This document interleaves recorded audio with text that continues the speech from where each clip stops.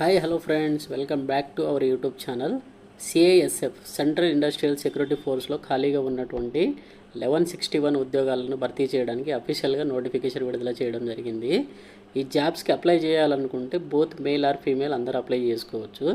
ఈ వీడియోలో ఈ జాబ్స్కి సంబంధించి ఏ విధంగా అప్లై చేసుకోవాలి, దీనికి ఏజ్ లిమిట్ ఎంత, ప్లస్ సెలక్షన్ ప్రాసెస్ ఏంటిది అనేది డీటెయిల్గా చెప్తాను.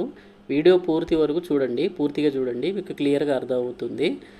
మీకు ఇంకొక డౌట్ రావచ్చు, నోటిఫికేషన్ రిలీజ్ అయ్యి చాలా రోజులైంది, ఇప్పుడు వీడియో చేస్తున్నారు ఏంది అనే మీకు ఒక డౌట్ రావచ్చు. యాక్చువల్గా విషయం ఏంటిదంటే అప్లికేషన్ స్టార్ట్ March 5th, అందుకే అదే రోజు వీడియో చేస్తున్నాను.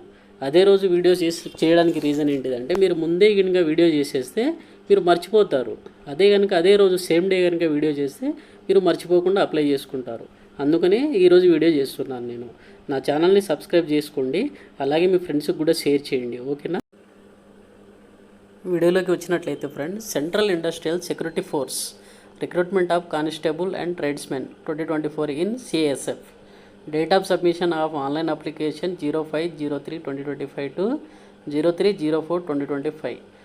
మార్చ్ 5వ తారీఖు నుంచి ఏప్రిల్ 3వ తారీఖు వరకు లాస్ట్ డేట్ ఉందండి. దీనికి క్లోజింగ్ డేట్ వచ్చేసి ఏప్రిల్ 3వ తారీఖు. Online applications are invited eligible male and female Indian citizens, అంటే ఇండియన్ సిటిజన్స్లో మేల్ అండ్ ఫీమేల్ ఎవరైనా అప్లై చేసుకోవచ్చు. For filling up the temporary post of constable and tradesmen, ఇది టెంపరీ పోస్ట్ మాత్రమే, కాకపోతే రెగ్యులర్ పోస్ట్ అనేది కాదు, ఓకేనా. In central security force in the pay level 3 21,700 నుంచి 69,100 plus usual allowances and admissible to the central government employees from the time to time. దీనికి ఏంటంటే central government ఎంప్లాయీకి ఏ విధంగా అయితే బెనిఫిట్స్ ఉంటాయో అవన్నీ మీకు ఇస్తారని చెప్పేసి క్లియర్గా చెప్తున్నారు.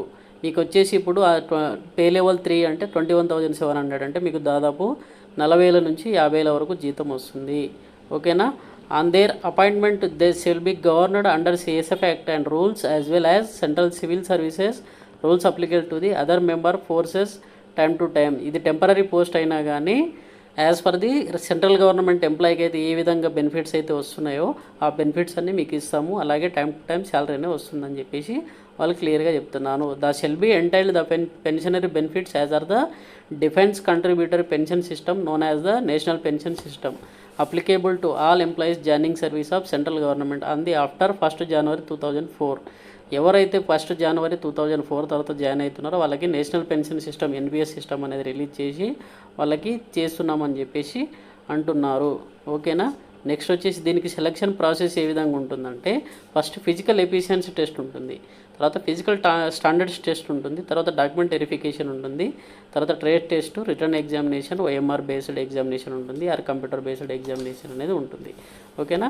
Application will be accepted through online mode only, application అనేది ఓన్లీ ఆన్లైన్లో మాత్రమే తీసుకుంటామని క్లియర్గా చెప్తున్నారు.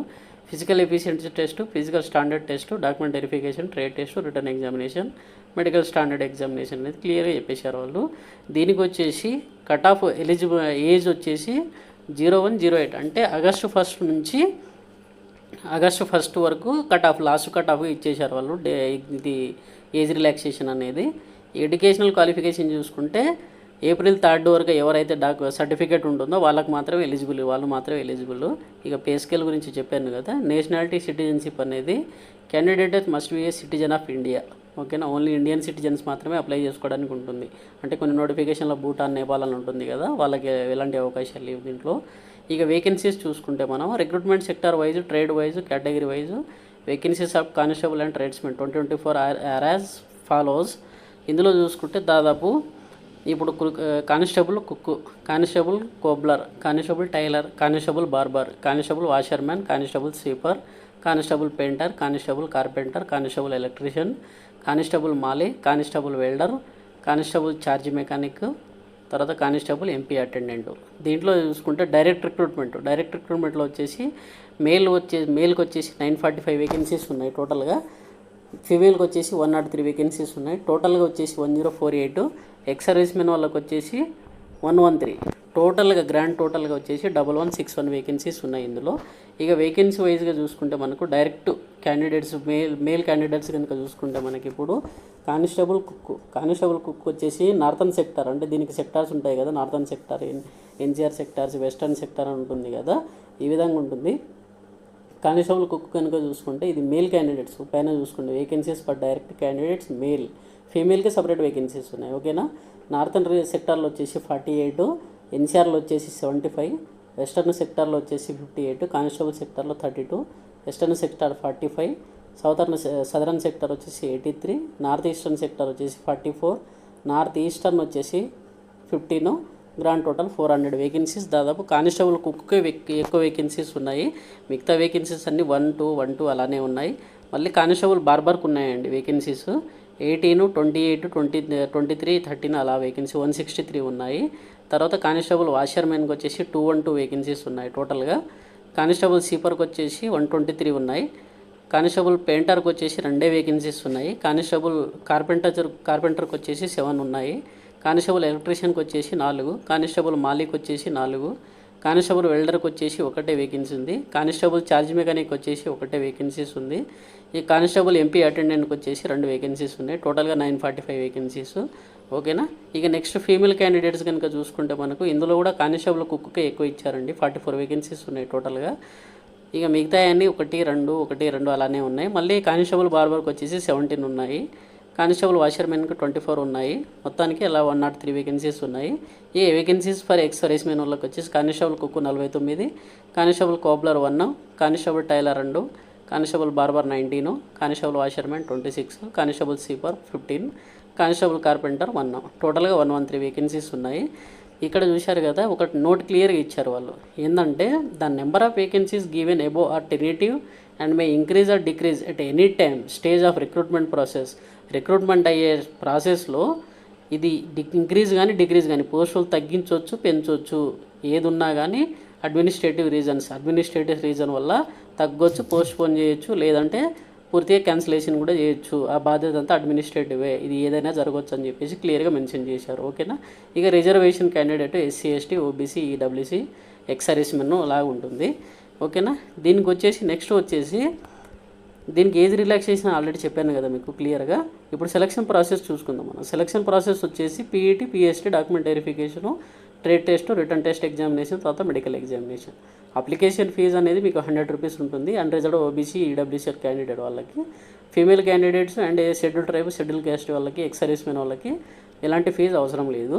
ఓకేనా. ఇక the stage of recruitment process as are under PET, PST, documentation and trade test, OMR based or CBT mode, return examination which will be language Hindi or English, only Hindi and ఇంగ్లీష్లో మాత్రమే ఎగ్జామ్ ఉంటుంది.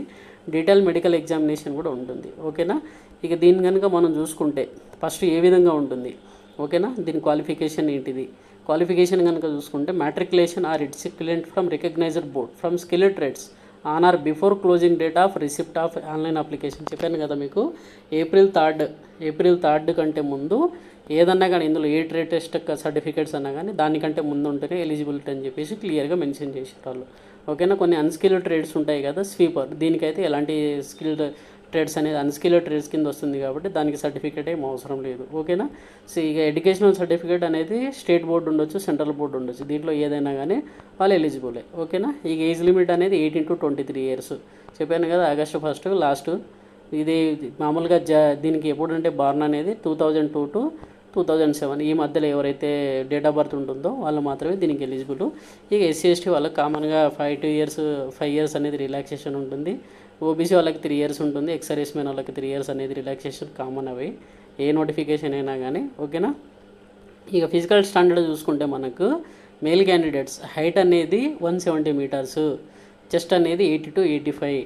ఫీమేల్ క్యాండిడేట్స్కి అయితే height అనేది 157 centimeters ఉండాలి. Chest అనేది there is no minimum requirement for chest in case of female candidates అనేది chest సైజ్తో సంబంధం లేదు. ఓకేనా. నెక్స్ట్ వచ్చేసి permissible relaxation in physical standards for different categories of as uh under. అందరికి వచ్చేసి మేల్ క్యాండిడేట్స్కి అయితే హైట్ 165 centimeters, ఫీమేల్కి అయితే 155.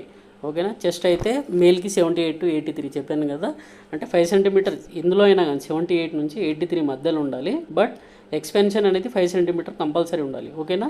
ఇక షెడ్యూల్ ట్రైబు తర్వాత షెడ్యూల్ క్యాస్ట్ వాళ్ళు ఉంటారు కదా, వాళ్ళకు వచ్చేసి 162.5 అనేది మేల్ క్యాండిడేట్స్కి, ఫీమేల్కి వచ్చేసి 150 సెంటీమీటర్స్. దీంట్లో వచ్చేసి చెస్ట్ వచ్చేసి 76 నుంచి 81 ఉండాలి. 5 సెంటీమీటర్స్ అనే ఎక్స్పెన్షన్ అనేది ఉండాలి. ఏదైనా కానివ్వండి, ఏ కేటగిరీ అయినా కానివ్వండి, కానీ 5 సెంటీమీటర్స్ అనేది కంపల్సరీ ఎక్స్పెన్షనేషన్ అవ్వాలి.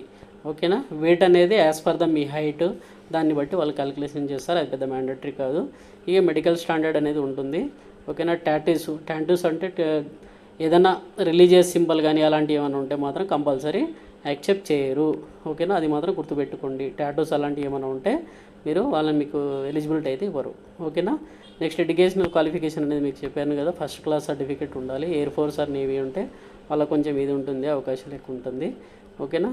నెక్స్ట్ కనుక చూసుకుంటే మనకు దీనికి హౌ టు అప్లై, ఎలా అప్లై చేసుకోవాలి, సిఎస్ఎఫ్ రిక్రూట్మెంట్ CSF.com మీకు డిస్క్రిప్షన్లో మీకు లింక్ పెడతాను మీకు క్లియర్గా.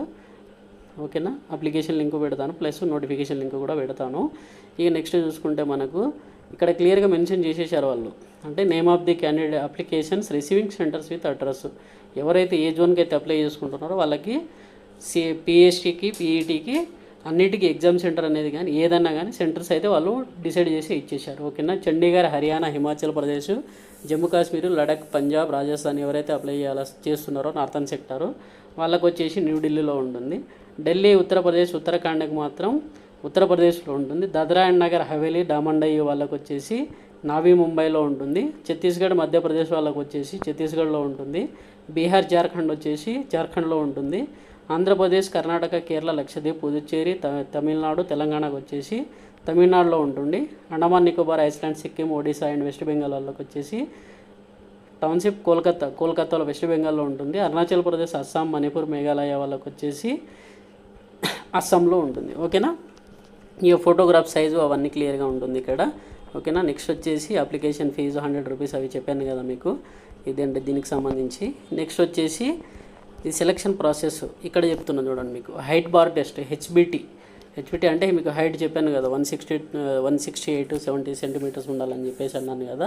ఫస్ట్ హైట్ చెప్తారు. హైట్ చెక్ చేసిన తర్వాత పీఈటీ ఉంటుంది మీకు. పీఈటీలో వచ్చేసి ఏ విధంగా ఉంటుందంటే ఫర్ మేల్ క్యాండిడేట్స్కి వచ్చేసి 1.6 కిలోమీటర్స్ ఇన్ 6 minutes 30 secondsలో 1.6 కిలోమీటర్స్ అనేది కంప్లీట్ చేయాలి. ఫర్ ఫీమేల్ క్యాండిడేట్స్ అయితే 800 meters ఇన్ 4 minutesలో కంప్లీట్ చేయాలి. ఓకేనా. తర్వాత ఫిజికల్ స్టాండర్డ్స్ అయిపోయిన తర్వాత మీకు ఈ పీఈటీ అనేది కండక్ట్ చేసిన తర్వాత డాక్యుమెంట్ వెరిఫికేషన్ ఉంటుంది. డాక్యుమెంట్ వెరిఫికేషన్ తర్వాత ట్రేడ్ టెస్ట్ ఉంటుంది. ట్రేడ్ టెస్ట్లో ఏంటంటే వాళ్ళకి cooking of chapati and rice, cooking of vegetable, dal, sambar, idli, ETC అలాంటివి చేయాలి. Plus cooking of meat, fish, egg, kheer. Boot maker వాళ్ళైతే పాలిషింగ్ ఆఫ్ షూస్, హ్యాండ్లింగ్ ఈ విధంగా ఉంటుంది. టైలర్కి ఇక తెలుసు కదా, taking measurement, cutting of clothes. బార్బర్కి వచ్చేసి handling tools, hair cutting. Washer మ్యాన్కి అయితే వాషింగ్ క్లాత్స్, స్వీపర్కి అయితే sweeping, cleaning of toilets, cleaning of bathrooms. పెయింటర్కి అయితే knowledge of colours, paints, shades, painting sign boards, painting drawing. కార్పెంటర్కి హ్యాండ్లింగ్ ఆఫ్ టూల్స్. ఎలక్ట్రీషియన్కి knowledge of AC DC current, new electric fitting. మాలిక్ అయితే plantation and making crafts, maintenance of plants, knowledge of seeds, their sowing దాని గురించి తెలవాలి. వెల్డర్కి అయితే knowledge of welding tools, ARCది. తర్వాత చార్జ్ మెకానిక్ అయితే AC DC కరెంట్ గురించి తెలిసి ఉండాలి. Motor pump attendant, MP attendant అయితే నాలెడ్జ్ ఆఫ్ పంప్ గురించి ఉండాలి. ఇవన్నీ క్లియర్ అయిపోయిన తర్వాత మీకు రిటర్న్ ఎగ్జామినేషన్ అనేది ఉంటుంది. రిటర్న్ ఎగ్జామినేషన్లో ఎవరైతే క్వాలిఫై అవుతారో వాళ్ళకు వచ్చేసి ఫైనల్ మెడికల్ టెస్ట్ ఉంటుంది. ఓకేనా. ఆ ఎగ్జామినేషన్ కూడా ఏ విధంగా ఉంటుందంటే జనరల్ నాలెడ్జ్, తర్వాత elementary mathematics, analytic aptitude, ability అనేది ఉంటుంది మీకు. దీంట్లో వచ్చేసి unreserved EWS X service men వాళ్ళకి 35%, SC ST OBC వాళ్ళకి 33% వస్తే సరిపోతుంది. అంటే క్వాలిఫై మార్క్స్ అండి అది. ఇదే మీకు ఫైనల్ ఎగ్జామినేషన్ కాబట్టి మీరు మంచి మార్క్స్ తెచ్చుకోవాలి. ఓకేనా. అది జస్ట్ క్వాలిఫైయింగ్, పాస్ అవ్వాలి అంతే. అది పాస్ మార్క్ మాత్రమే. తర్వాత ఎవరైతే PET PST documentation, trade test, examination అన్నీ క్లియర్ చేస్తారో వాళ్ళకి మాత్రం మెడికల్ ఎగ్జామినేషన్ అనేది ఉంటుంది. ఓకేనా. మెడికల్ ఎగ్జామినేషన్ అయిపోయిన తర్వాత మీకు ఫైనల్గా ఒక సెలక్షన్ లిస్ట్ ఇస్తారు. ఆ సెలక్షన్ లిస్ట్ని బట్టి మీకు తీసుకుంటారు. ఓకేనా. ఎలాంటి కోర్టు కేసులు అలాంటివి ఏమున్నా కానీ మిమ్మల్ని తీసుకోరు. ఓకేనా. థ్యాంక్ యూ అండి. Thanks for the watching. Have a nice day. ఓకేనా. ఈ వీడియో కనుక మీకు నచ్చినట్టయితే లైక్ చేయండి, అలాగే మీ ఫ్రెండ్స్కి కూడా షేర్ చేయండి. ఓకేనా. థ్యాంక్ యూ అండి. Thanks for the watching.